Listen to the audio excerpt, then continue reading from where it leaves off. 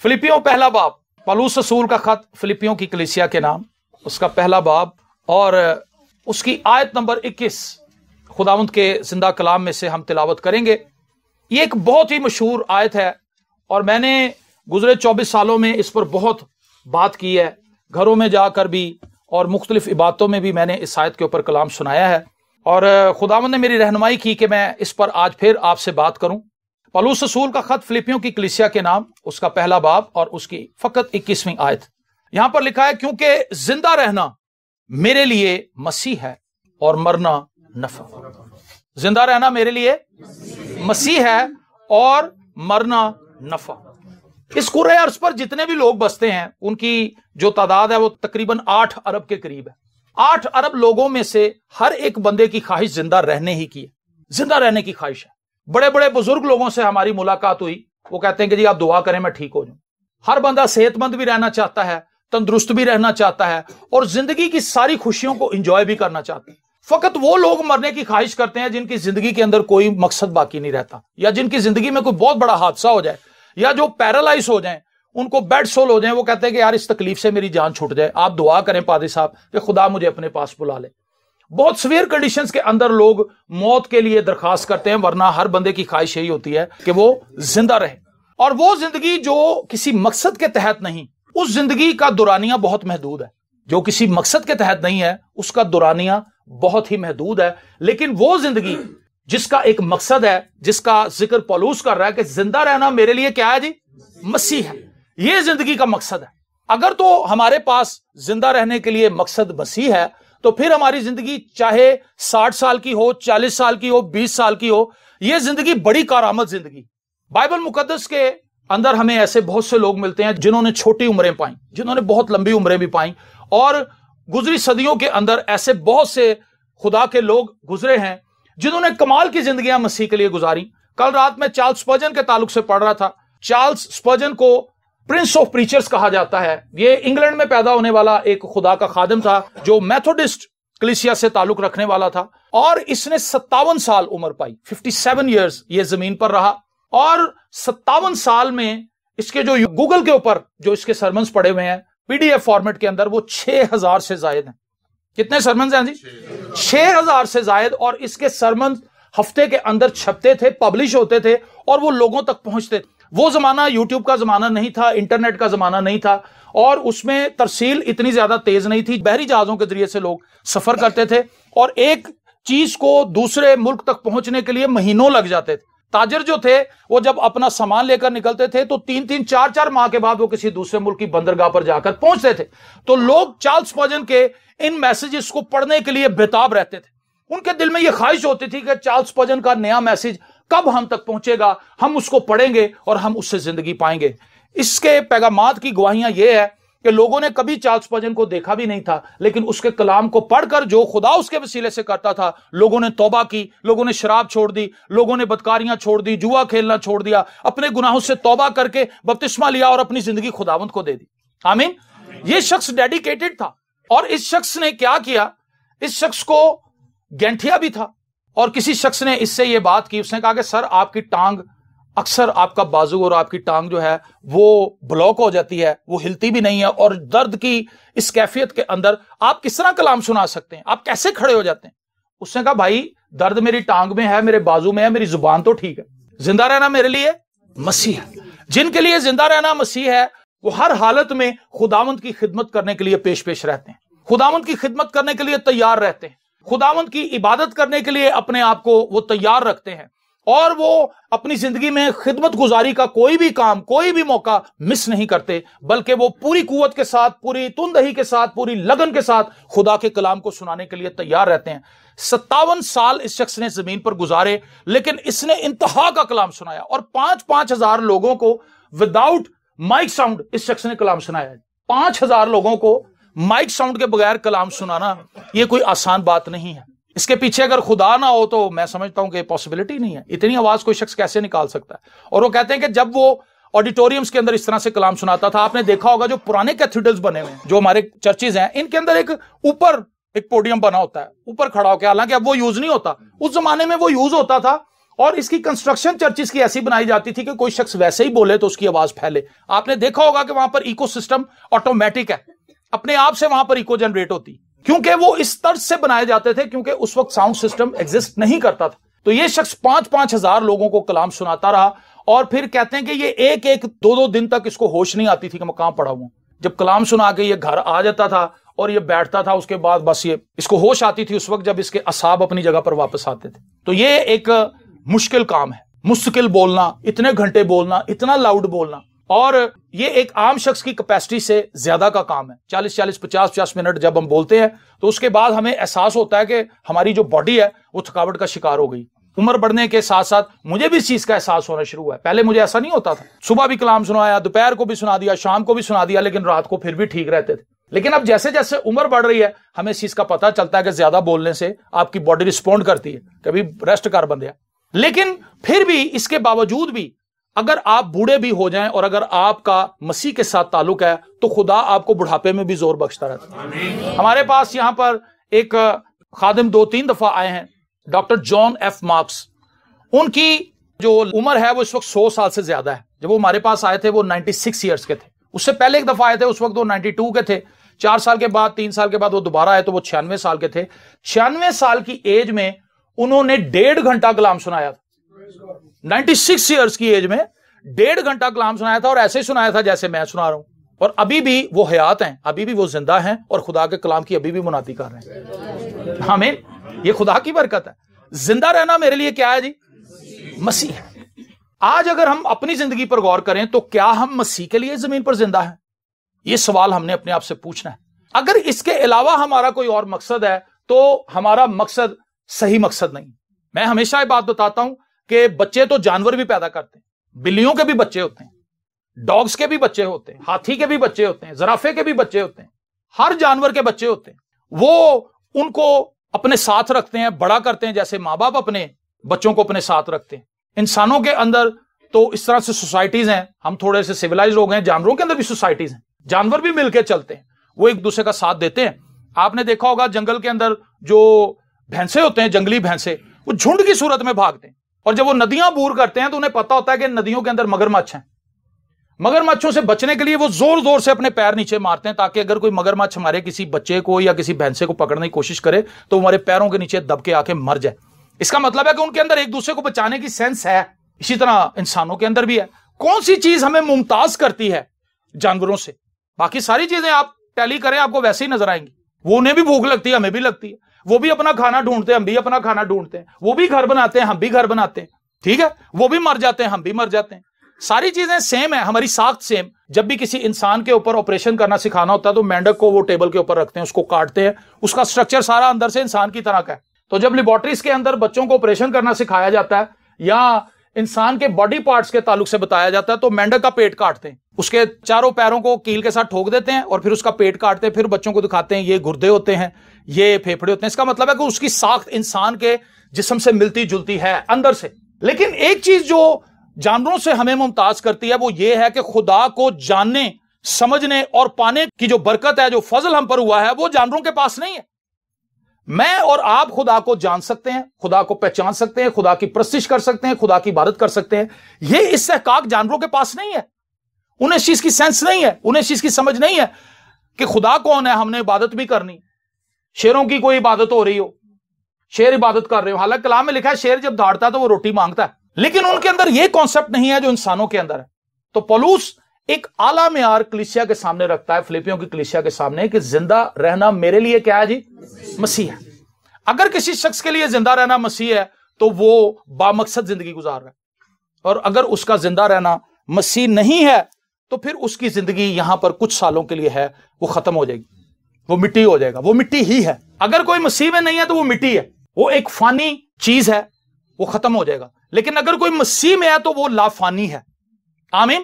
کیونکہ اس نے ختم نہیں ہونا, اس نے کیونکہ مسیح نے بھی ختم نہیں ہونا. جو مسیح میں ہے ان کا کوئی اختتام نہیں ہے, لیکن جو مسیح میں نہیں ہے ان کی ابدی ہلاکت کے تعلق سے بائبل مقدس بتاتی ہے. وہ جی تو اٹھیں گے لیکن عدالت کے لیے, ان پر عدالت ہوگی اور اس کے بعد وہ جہنم میں جائیں گے اور وہاں پر ایسی زندگی گزاریں گے جس کو زندگی تو نہیں کہا جا سکتا, وہ تو موت ہے. موت مانگیں گے, موت بھی نہیں آئے گی. خدا یہ چاہتا ہے کہ ہم اس کے بیٹے مسیح کے لیے اس زمین پر زندگی گزاریں. اور جب آپ مسیح کے لیے زندگی گزاریں گے، کلام مقدس میں لکھا ہے جو کچھ کرتے ہو یہ جان کر کرو کہ مسیح خداوند کے لیے کرتے. یہ بالکل وہی بات ہے جو پولس کر رہا ہے کہ زندہ رہنا میرے لیے مسیح ہے. اس کا مطلب ہے پولس کوئی بھی کام اگر کرتا ہے تو وہ پہلے اس چیز پر دھیان لگاتا ہے کیا یہ مسیح کے لیے ہے یا یہ مسیح کے لیے نہیں ہے. آمین. صرف یہی ایک چیز ہے جس کو ہم نے اپنی لائف میں لے کر چلنا ہے. اگر کوئی شخص گالیاں نکالتا ہے اور وہ تھوڑی دیر کے لیے سوچے یہ جو میں گالیاں نکال رہا ہوں کیا اس سے مسیح کو جلال مل رہا ہے، کیا اس سے مسیح کی تعریف ہوگی، وہ فوراً اپنا منہ بند کر لے گا. نہیں، میں گالیاں نہیں نکالوں گا. اگر کوئی شخص رشوت لیتا ہے تو وہ شخص رشوت لینا چھوڑ دے گا کیونکہ اسے پتا ہے کہ مسیح کے لیے میں زندہ ہوں. آج بہت سے لوگوں کا ماننا یہ ہے، اور ہم ہمیشہ یہ بات کرتے ہیں، ہمارے جو ٹارگٹس ہیں لائف کے، جو مقاصد ہیں وہ دنیاوی ہیں. ہمارے مقاصد دنیاوی ہیں. ہم اپنے بچوں کے لیے زندہ ہیں زمین پر، ہم اپنے بچوں کی روزی روٹی کے لیے یہاں پر زندہ ہیں، ان کا گھر بنانے کے لیے یہاں پر زندہ ہیں. اور میں پہلے یہ ذکر کر رہا ہوں کہ اگر ہماری یہ سوچ ہے تو ہم جانوروں کی طرح ہی مرنے سے پہلے میں اپنے بچوں کے لیے گھر بنا دوں. یہ تو بہت چھوٹی سوچ ہے. ہم اپنے بچوں کو مسیح کی بابت سکھانے کے لیے اتنے فکر مند نہیں ہیں جتنے ہم اس بات کے لیے فکر مند ہیں کہ مرنے سے پہلے ان کے لیے ایک گھر بنا دوں تاکہ وہ لڑتے سکن کسی گالتے. لڑنے بھی کوئی چیز ہونی چاہیے تاکہ کسی بات پہ وہ ایک دوسرے کو گرے باندھ تو پکڑ سکیں. لیکن اگر ان کے پاس مسیح ہوگا تو وہ یہ بات جان جائیں گے کہ یہ جو گھر ہمارے باپ نے ہمیں بنایا ہے نہ اس کا تھا نہ یہ ہمارا ہے، تو لڑنا کس بات کا ہے. یہاں تو ہم عارضی ہیں. ہم ایک دوسرے کے لیے فلیکسیبلٹی لے کر آئیں گے اپنے اندر، ایک دوسرے کے لیے فلیکسیبل ہو جائیں گے، اور ہم اس بات کے لیے سوچیں گے کہ میں نے اس زمین پر جو وقت گزارنا ہے وہ مسافرانہ وقت ہے. میں تھوڑے وقت کے لیے ہوں، میں ہمیشہ ہمیشہ یہاں پر رہنے کے لیے نہیں ہوں. زندہ رہنا میرے لیے مسیح ہے. ہم کلیسیا کو پھیلانے کے لیے، کلیسیا کو اسٹرینتھن کرنے کے لیے، کلیسیا کو مضبوط کرنے کے لیے اور کلیسیا کے استحکام کے لیے اپنا کون سا حصہ ڈال سکتے ہیں. گزرے ان سالوں کے اندر مجھے بے شمار ایسے لوگ ملے جنہوں نے مسیح کے لیے اپنے آپ کو وقف کر رکھا تھا. ان میں سے کچھ خداوند میں سو گئے ہیں، کچھ ابھی بھی زندہ ہیں. اور وہ کوئی بہت پڑھے لکھے لوگ نہیں تھے، وہ کوئی بہت امیر لوگ نہیں تھے، لیکن وہ اپنی لمٹ کے اندر رہ کر بڑی کمال کی خدمت کر رہے ہیں کیونکہ وہ مسیح کے لیے زندہ ہے. ان کی خواہش، ان کی سوچ، ان کا دل مسیح کے لیے دھڑکتا ہے. جب بھی وہ کوئی بات سوچتے ہیں وہ کہتے ہیں کہ خداوند میں یہ کام نہیں کرنا چاہتا، میں یہ کام کرنا چاہتا ہوں کیونکہ اس سے تیری تعریف ہوگی، تیری تمجید ہوگی. متی کی انجیل میں لکھا ہے لوگ تمہارے نیک کاموں کو دیکھ کر تمہارے آسمانی باپ کی تمجید کریں گے. کیا ہم چرچ میں صرف اس لیے آ رہے ہیں کہ ہماری لائف ایزی ہو جائے، ہماری لائف میں معجزے ہو جائیں اور خدا ہمیں پیسے دے دے، خدا ہمیں صحت سلامتی دے دے، ہمارے بچوں کا اچھا فیوچر بن جائے، ہمارے بچے سیٹل ہو جائیں، ہماری بچوں کی شادیاں ہو جائیں، ہم اچھا گھر لے لیں، گاڑی لے لیں، بس یہی ہماری لائف ہے؟ اس کا اینڈ کیا ہے؟ کچھ بھی نہیں ہے. مریں گے، سب کچھ ختم ہو جائے گا. لیکن اگر ہم مسیح کے لیے خدمت کر رہے ہیں تو ہمارا خزانہ آسمان پر جمع ہو رہا ہے. یہ خزانہ وہ ہے جہاں زنگ نہیں لگنا، جہاں نقب بھی نہیں لگنی، چوری بھی نہیں ہونی، وہاں پر کوئی فراڈ بھی نہیں ہونا ہمارے ساتھ. سب کچھ سیف ہے اگر ہم مسیح کے لیے خدمت کر رہے ہیں. اور مسیح کے لیے کیا گیا کوئی بھی کام، چھوٹے سے چھوٹا کام بھی، ایون کہ کسی کو پانی پلانا بھی، اس کا بہت بڑا اجر ہے. یہ خداوند نے اپنی زبان مبارک سے بات فرمائی کہ اگر کوئی تمہیں یہ جان کر کے تم مسیح کے ہو ایک گلاس تمہیں پانی بھی اگر پلا دیتا ہے، ایک پیالہ، تو وہ اپنا اجر ہرگز نہ کھوئے گا. مسیح میں ہمارے پاس کتنا بڑا استحقاق ہے کہ ہم خدا کو پسند آ سکتے ہیں.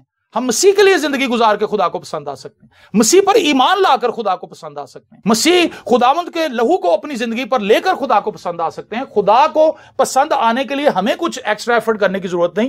خدا نے خود ایفرٹ کی ہے، وہ خود زمین پر آیا ہے، اس نے خود روپ بدلا ہے، وہ خود زمین پر خاکسار بن کر آیا اور اس نے ایک چرنی کے اندر جنم لیا جہاں پر جانوروں کا طویلا تھا، مویشیوں کا طویلا تھا، اور وہ وہاں پر آیا. اس نے اپنی اس سارے جلال کو چھوڑا، اس نے اس کو ہولڈ نہ کیا بلکہ اس کو چھوڑا اور انسان بن کر زمین پر آ گیا اور کم تر جگہ پر آ کر اس نے تجسم لیا اور وہ انسانوں کے درمیان رہا. انسانوں کے درمیان اس نے خدمت کی، انسانوں کو اس نے توبہ کی بابت بتایا، اور پھر وہ میرے لیے اور آپ کے لیے ہی مصلوب ہوا اور اس نے اپنی پیٹھ پر کوڑے کھائے، سر پر کانٹوں کا تاج پہنا، ہاتھوں اور پیروں میں کیل ٹھکوائے، اپنی پسلی کے اندر اس نے نیزہ اور بھالا اس کو لگایا گیا، اس کو اذیت دی گئی، اس کی تذلیل کی گئی اور اس کو قبر میں اتار دیا گیا. لیکن تیسرے دن وہ قبر کا سینہ چیر کر باہر آ گیا. ہاللیلویا.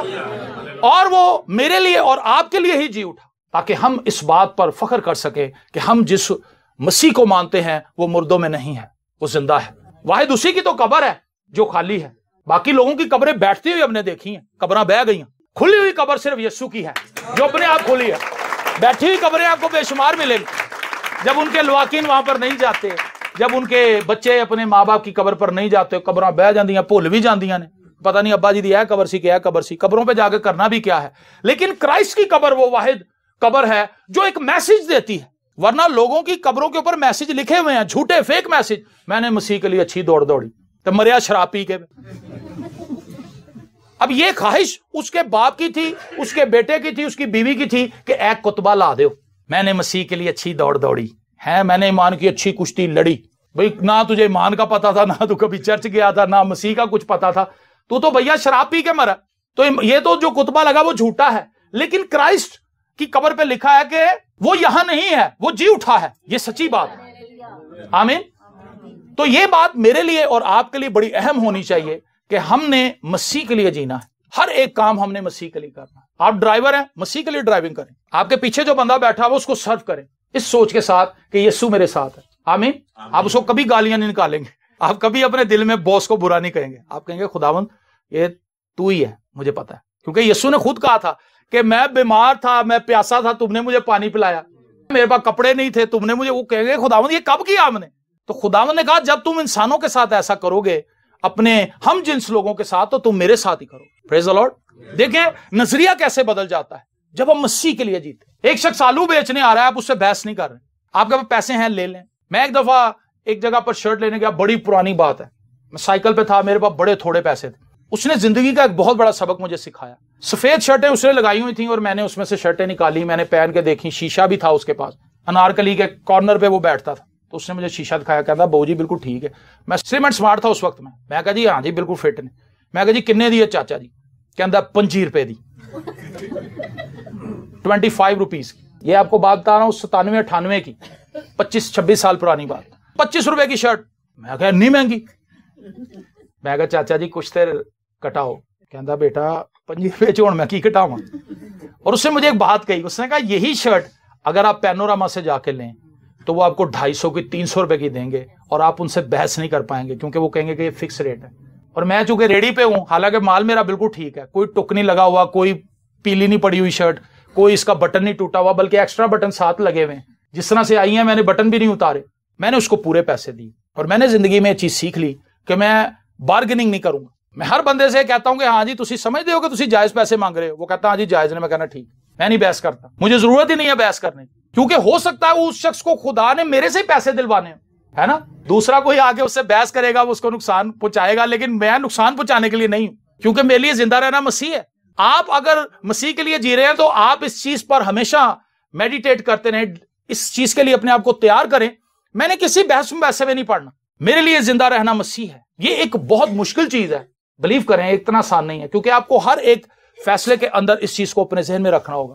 مسیح کے لیے جینا آسان نہیں ہے، کیونکہ مسیح کے لیے ہر روز آپ کو اپنے آپ کو مارنا پڑے گا، آپ کو اپنی انا کا انکار کرنا پڑے گا، آپ کو اپنی صلیب اٹھانی پڑے گی، آپ کو اپنی خودی کا انکار کرنا پڑے گا، اور آپ کو مسیح کے پیچھے چلنا پڑے گا، کیونکہ مسیح نے خود اپنا انکار کر دیا تھا۔ جو کچھ اس کا تھا اسے اس کو ہولڈ نہیں کیا۔ اسی طرح سے خداوند میں جو کچھ ہمارے پاس ہے، ہماری دولت، ہماری گاڑیاں، ہمارے گھر، ہماری دولت، ہماری عزت، ہمارا مرتبہ، ہمارا اختیار، وہ سب مسیح کے لیے۔ ہم نے آج دیکھا کوئی مسیحی بھائی ہمارا کسی اچھی پوسٹ پہ بیٹھے ہو، سیدھے منہ گال نہیں کرتا، ٹیچر ہو، پرنسپل ہو، کو کسی وابڈا کے محکمے میں افسر بنا ہو، انہوں اگر پتا چل جائے نا کرسچن ہے تو وہ گال ہی نہیں کرتا۔ دوسرے بھائیوں کے ساتھ وہ بڑا ہنس کے مل رہا ہوتا ہے، لیکن جب اس کو پتا چل جائے کہ یہ بندہ کرسچن آئی ڈی کارڈ لے کے کہنا ہے تسی اتنے جاؤ، فرسٹ فلور تے پہنچو، حالانکہ وہاں پہ کوئی بندہ چاہے اس کو اٹینڈ کرنے والا ہو بھی نہ، لیکن اس کو خوار کرتا ہے۔ اس چیز سے مجھے بڑی حیرت ہوتی ہے کہ ہمارے مسیحی لوگ جب اس طرح کی چھوٹی چھوٹی پوسٹوں پہ چلے جاتے ہیں، وہ اپنے آپ کو کیا سمجھتے ہیں؟ کیا کبھی آپ کا واسطہ پڑا ہے ایسے لوگوں سے؟ وہ اپنے آپ کو پتہ نہیں کیا سمجھنے لگتے ہیں، خدمت میں اگر وہ نمایاں ہونے لگے تو وہ پتہ نہیں کیا اپنے آپ کو سمجھتے ہیں کہ جی اسی پتہ نہیں کی، ہم کچھ بھی نہیں ہیں، ہم کچھ بھی اگر ہم مسیح میں نہیں ہیں ہم کچھ بھی نہیں ہیں، لیکن اگر ہم مسیح میں ہیں ہم بہت کچھ ہیں۔ پریز دی لارڈ۔ پولس کہتا ہے زندہ رہنا میرے لیے مسیح ہے۔ یہ وہ شخص ہے جو اپنے لیے کروڑوں ڈالر کما سکتا تھا، کیونکہ اس کے تو ہاتھ رکھنے سے، اگر یہ رومال کے اوپر، کپڑے کے اوپر ہاتھ رکھ دیتا تھا تو لوگ اپنے اپنے گھروں میں جا کے اگر کسی بیمار پر، کسی بدرو گرفتہ پر، کسی کینسر والے شخص پر، کسی بھی مریض پر ڈال دیتے تھے، وہ لوگ شفا پا جاتے تھے۔ اس قدر باعث برکت شخص تھا، لیکن اس نے اپنے ہاتھوں سے خیمے سیے، اس نے اپنے ہاتھوں سے محنت مزدوری کی، اس نے ظلم برداشت کیا۔ میں سوچتا ہوں کہ اگر آج کے دور میں پولس ہوتا تو کتنی دولت ہوتی پولس کے پاس، شاید آج بھی اس کے پاس دولت نہ ہوتی، وہ آج بھی دولت کمانے کے چکر میں نہ پڑ جاتا۔ آج کے ہمارے پاسٹرز تن آسانی کی طرف جا رہے ہیں، اور وہ اپنی لائف کو بہت ایزی رکھنا چاہتے ہیں. ایزی لائف, کوئی رولا رپا نہیں, مست زندگی گزارو, بنداس بنداس لائف گزارنا چاہتے ہیں. لیکن اگر آپ مسیح کے لیے ہیں تو آپ ایک بے چین روح ہے. جو مسیح کے لیے ہے نا جی, وہ بے چین روح ہے. وہ ہر وقت سوتا رہتا ہے میں کیا کروں, میں کیا کروں. آپ بلیو کریں میرے ساتھ موسٹلی ایسے ہوتا ہے, میں رات کو اگر لیٹ بھی جاؤں نا میری آنکھ کھل جاتی, پھر میں اٹھ کے کچھ نہ کچھ کرنے لگ پانا. کوئی کتاب نکال لیتا ہوں, کوئی چیز لکھنی شروع کر دیتا ہوں, کچھ نہ کچھ میں کرتا ہوں. پھر مجھے جب میں سوچتا ہوں کہ مجھے بہت نیند آ گئی, پھر میں سو جاتا ہوں. میرے ساتھ اکثر ایسے ہوتا ہے, رات کے پہروں میں اٹھ کے بیٹھ جاتا ہوں. اور ہر وہ شخص جو مسیح کے لیے جی رہا ہے وہ رات کو دعا بھی کرنے کے لیے اٹھ جاتا ہے. کئی لوگوں کو ویسے بے چینی ہوتی رہتی, اٹھ دینے کی ہوا تھا پتہ نہیں کہ دل گھبرا رہا ہے, گونگلو کھادے نے راتی, گونگلو لڑ گئے کیا اسی مینو آلو دا کوئی پراٹھا دے, 2 دے 3, پانی پی رہے ہیں بیٹھے ہوئے. ہمیں جب کوئی بے چینی ہوتی ہے ہم دعا کرنی شروع کر دیتے. بے چینی کو دور کرنے کا سب سے بہترین حل یہ ہے, اگر آپ کو رات کو نیند نہیں آ رہی تو آپ یہ سوچیں کہ شاید خدا چاہتا کہ میں دعا کر لوں. آپ گونگلو کو کیوں بیچ میں لا رہے ہیں, پراٹھے کو کیوں بیچ میں لا رہے ہیں. آپ یہ کہیں کہ وہ خداوند اچھا ہوا تو نے مجھے اٹھا دیا, اب میں دعا کروں گا. جب آپ دعا کرنی شروع کریں شیطان کہے گا میں تینوں اٹھایا سی بے چین کرنے لئی, اے دعا کرنے لگ پئی, سو ہی جا تو. شیطان کو یہ بھی بڑا مسئلہ ہے ہم سے کہ ہم دعا کیوں کر رہے ہیں. زندہ رہنا میرے لیے کیا ہے جی, مسیح ہے. آپ بہو ساس کو دیکھ لیں, اگر وہ مسیح کے لیے ہیں تو ان کی لڑائی کبھی ہو نہیں سکتی. لیکن ان کی لڑائی یہ ثابت کرتی ہے کہ وہ مسیح میں نہیں ہے, وہ مسیح کے لیے نہیں زندہ. سچا یہ بات. اگر وہ مسیح کے لیے زندہ ہوں تو وہ اپنی ساس کو کبھی برا نہ کہیں, اپنی ساس کے لیے کبھی کوئی برا خیال اپنے دل میں نہ لائیں. اور اگر ساس مسیح میں ہے تو وہ ہمیشہ اپنی بہو کی تعریف ہی کرے گی. تعریف نہیں کرے گی تو چلو کم سے کم چپ رہے گی, کہ اگر میں تعریف نہیں کر سکتی اس کو بد دعائیں دے کے, اس کو لوگوں میں برا کہہ کے مجھے کیا فائدہ ہوگا. وہ چپ رہے گی, ہاں جی شکر ہے خدا, اس سے زیادہ نہیں وہ بولے گی اگر وہ مسیح میں ہے. لیکن وہ دونوں مسیح میں نہیں ہوتی, اسی لیے محاذ گرم رہتا ہے, ڈس ڈس ڈس گولہ بارود چلتا رہتا ہے نا. اور جو بیچ میں ہوتا ہے اصل گولے اس کو لگ رہے ہوتے ہیں, جناب یہ چکار ہوتا ہے, وہ کہتے ہیں ادھروں گولا بچانا دے, ادھروں آ جاتا ہے, وہ زخمی رہتا ہے. اور سچی ماں بھی رہتی ہے, سچی بیوی بھی رہتی ہے, وہ پھٹر ہو جاتا ہے بیچ میں. میں ہمیشہ یہ بات کہتا ہوں کہ اکثر جو بیٹیاں ہیں وہ یہ کہتی ہیں کہ ایک باجی مجھے کہتی دیکھو بیٹا میں نے اپنی بیٹی بیاہ دی ہے, بڑا مشکل کام ہے یہ. میں نے کہا جی واقعی بڑا مشکل کام ہے کسی بیٹی کے لیے, جب وہ اپنے گھر سے نکل کر آتی ہے اور وہ ایک انجان گھر میں آ کر رہنا شروع کر دیتی ہے اور اس کو اپنا گھر کہتی ہے, بڑا مشکل ہے. میں نے کہا لیکن آپ اس لڑکے کا بھی حوصلہ دیکھیں جو اپنے گھر میں ہی رہتا اور اپنے گھر میں ہی انجان ہو جاتا. اس کے بارے میں سوچیں, اس کی لائف کیا ہے. وہ اپنے گھر میں ہے لیکن وہ گھر والے کہہ رہے ہیں تو ہن وہ نہیں رہا, شیشے چ جا کے ویکھدا اپنے آپ نوں میں تے وہی, آفس بھی وہی ہے جہاں میں کام کرنے جاتا ہوں, میرا کمرہ بھی وہی ہے, سب کچھ وہی ہے. صرف ایک عورت اس کی لائف کے اندر آ کر جڑی ہے, اس کی وجہ سے اس کے گھر والوں نے کہا بھی تو بدل گیا. اس کی بیوی کہتی ہے کہ تو اپنے بھن بھراواں دی پکھ مارنا, تو انہاں ول چوکنا, تیرا چکاؤ انہاں ول, وہ گھر والے کہندے نے تیرا چکاؤ بیوی ول. لیکن اگر اس کی بیوی بھی مسیح میں ہو, اگر اس کے بہن بھائی اس کے سارا خاندان بھی مسیح میں ہو, تو وہ اس ایک اضافے کو جو اس بیٹی کی صورت میں, بہو کی صورت میں, بیوی کی صورت میں گھر کے اندر ہوا ہے, اس کو بڑی خوشی سے قبول کریں گے. آمین. اور اس شخص کو موقع ملے گا کہ وہ ایک فیملی کے اندر ایک اور فیملی کو ایڈجسٹ کر سکے. تو یہ بہت اہم چیز ہے کہ ہم مسیح کے لیے جئیں. کسی کو نقصان پہنچانا اس شخص کے بس کی بات نہیں رہتی جو مسیح میں ہے. اگر اس سے کہیں کسی کو نقصان پہنچ بھی جائے تو یہ اس کے لیے بہت تکلیف دہ منظر ہوتا ہے, اس کے لیے روتا ہے, اس کا ازالہ کرنے کی کوشش کرتا ہے. لیکن جو مسیح میں نہیں ہے وہ دوسروں کے لیے نقصان کا سبب ہی ہے, کیونکہ اس کا ذہن شرارت کے جو سویٹر ہے وہ بنتا رہتا ہے, شرارت کی چیزیں اس کے اندر نکلتی رہتی ہیں, وہ شریر کی بات کو مانتا ہے اور اس کو فالو کرتا ہے. اور آگے وہ کہتا ہے کیونکہ زندہ رہنا میرے لیے مسیح ہے اور مرنا نفع ہے. جو مسیح کے لیے جی رہا ہے نفع اسی کے لیے ہے, باقی تو خسارے خسارے. نفع اس شخص کے لیے ہے جو مسیح میں اس زمین پر زندہ ہے, مسیح کے لیے اس زمین پر زندہ ہے, اور آسمان پر بھی اسے مسیح کی رفاقت میسر ہوگی, اور یہ نہ ختم ہونے والی رفاقت ہے. یہ جو سٹرگل آپ تھوڑی دیر کے لیے یہاں پر کر رہے ہیں اس کا اجر بہت بڑا ہے, کیونکہ ہمیں مسیح کی شراکت وہاں پر نصیب ہوگی اور ہم مسیح کو براہ راست دیکھیں گے. جیسے آپ اور میں ایک دوسرے کو دیکھ رہے ہیں, اسی طرح سے ہم مسیح کو براہ راست دیکھیں گے, خدا کے تخت کے سامنے حاضر ہوں گے. اور وہاں پر ہر شخص کو ایسے ہی لگے گا کہ میں آگے ہوں. آسمان کی کنسٹرکشن کچھ اس طرح سے ہے خدا کے تخت کی کہ جو بھی شخص وہاں پر ہے, بھیڑ ہے وہاں پہ, لیکن سب کو لگ رہا ہے کہ میں سب تو آگے ہوں. سب کو لگے گا ایسے, کسی کو یہ نہیں لگے گا کہ میں بہت پیچھے پاج در تسی ادھر ہو, سب کو لگے گا میں فرنٹ پہ ہی. خدا نے اس طرح سے اپنے تخت کو وہاں پر رکھا ہے. हर शख्स को वहां पर एक जैसी ट्रीटमेंट मिलेगी, हर शख्स का एक जैसा लिबास है, किसी का लिबास फर्क नहीं है, वहां पर कोई किसी से कमतर नहीं है, वहां सब पर क्राइस्ट का ब्लड है, हालेलुया, सब पर यीशु का खून है, और उनको पोशाक भी वो मिली है जो मसीह ने खुद देगा, और सब इक्वल हैं वहां पर, किसी के दाग धब्बा झुर्री, कोई छाइयां, कोई सफेद बाल, कोई उड़े हुए बाल, कुछ भी नहीं, सब इक्वल, बराबर, बैलेंस, और सब खूबसूरत, सब मसीह की प्रस्तिश के लिए तैयार। वहां पर हमसे पहले गुजरे हुए ईमानदार भी मौजूद होंगे, वहां पर अंबिया इकराम भी हमारे साथ होंगे, हम उनसे मुलाकात करेंगे, आमीन, क्योंकि वो एक बड़ी ज़ियाफत है, वो कमाल की ज़ियाफत है। उस ज़ियाफत में वही लोग जाएंगे जो मसीह के लिए जिंदा है, और जेड़े सिर्फ ठेके लैंडे ने कार बना रहे हैं, अपने चक्करों में पड़े हुए हैं, दूसरों को नीचा दिखाने की कोशिश कर रहे हैं। जो नीचा दिखाता है वो खुद नीचे ही रहता है, टांग खींचने वाला कभी खुद ऊपर नहीं जाता, वो नीचे ही रहता है। जो किसी के लिए गड़ा खोदता है उसने खुद उसमें गिरना होता है। जो दूसरों के लिए बुरा सोचता है उसके लिए बुरा होता है, जो दूसरों के लिए अच्छा सोचता है, जो मसीह के लिए जिंदा है, वो लोगों के लिए फायदा पहुंचाने वाली काम करता है, फायदा पहुंचाता है दूसरों को, और दूसरों की जिंदगी को आसान करता है। आइए हम सब अपने सरों को झुकाएं और हम दुआ मांगें। आसमानी बाप, मैं तेरा शुक्र करता हूं अपने अजीजों के लिए। हम सब जो इस जमीन पर हैं, हम मुसाफिर और परदेसी हैं, हमारा यहाँ कायम रहने वाला कोई शहर नहीं है। हम यहाँ पर कुछ साल हैं, हमारी उम्र एक साए की तरह ढलती हुई नजर आती है, एक ख्याल की तरह हमारा वक्त इस जमीन पर गुजर जाता है। हमें पता ही नहीं चलता कि हम बच्चे से एकदम बुजुर्ग हो जाते हैं। जिंदगी के तमाम माह साल बड़ी तेज रफ्तारी के साथ, बर्क रफ्तारी के साथ गुजर जाते, लेकिन खुदावंद तू बरकत दे, हम इस मुख्तसर दौरानिये में अपने लिए दुरुस्त फैसला कर सकें और हम अपनी जिंदगी को तेरे साथ जोड़ लें। इसमें हमारा कोई फख्र नहीं कि हम मसीह के साथ चल रहे हैं, बल्कि खुदावंद हमारा फख्र तो यह है कि तू हमें अपने साथ चला रहा है। हम तेरा शुक्र करते हैं, तेरा फजल हुआ कि तूने घूरे में से हमें उठा लिया, तूने हाथ बढ़ाकर हमें उठा लिया खुदावंद, तूने अपने साथ हमें जोड़ लिया, तूने अपने लोग कहा हमें, तूने मसीह का हमराज हमें बना दिया। आसमानी बाप तेरा शुक्र हो। इन सब अजीज बहनों और भाइयों के लिए दिल से ये दुआ है कि खुदावंद हम अपनी जिंदगी का मुहासबा करें, हम अपनी जिंदगी को तेरे कलाम के पैरामीटर के अंदर देखें, और खुदावंद तुझसे फजल मांगें कि हम मसीह के लिए जिएंगे, हम मसीह के लिए जिएंगे। ये काम मुश्किल जरूर है लेकिन नामुमकिन नहीं है, क्योंकि अगर ये नामुमकिन होता तो कभी भी हमें पौलुस ये बात करने के लिए ना कहता, और उसने कहा कि मेरी मानिंद बनो जैसा मैं मसीह की मानिंद बनता हूं। वो भी इस सफर पर रमा दमा था, और वो अपने साथ चलने वाले लोगों को भी मोटिवेट करता है। आइए हम भी मसीह के साथ चलें और दूसरे अपने अजीजों को भी अपने साथ मिला लें, और इस काफले के साथ हम मसीह की तरफ बढ़ें और आसमान में उसके साथ हमेशा हमेशा रहें, ताकि उसकी मदासराई, उसकी सताइश, उसकी प्रस्तिश अब तक करते रहें। हालेलुया, यीशु के नाम में आमीन। गॉड ब्लेस यू जी, खुदावंद आपको। हालेलुया।